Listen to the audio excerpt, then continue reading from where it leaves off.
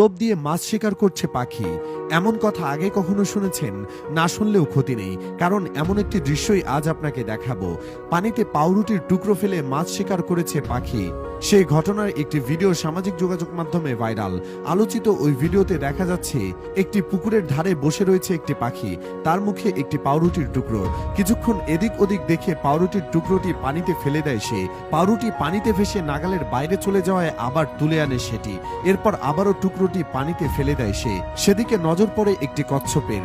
সেটি খাওয়ার জন্য কচ্ছপটি এগিয়ে এলে বিরক্ত পাখিটি আবার পাউরুটির টুকরোটি পানি থেকে তুলে নিয়ে যায়, উড়ে গিয়ে বসে অন্য একটি জায়গায়। সেখানে আবার পাউরুটির টুকরোটি পানিতে ফেলে দেয় সে। এবার আর ব্যর্থ হয়নি পাখিটি।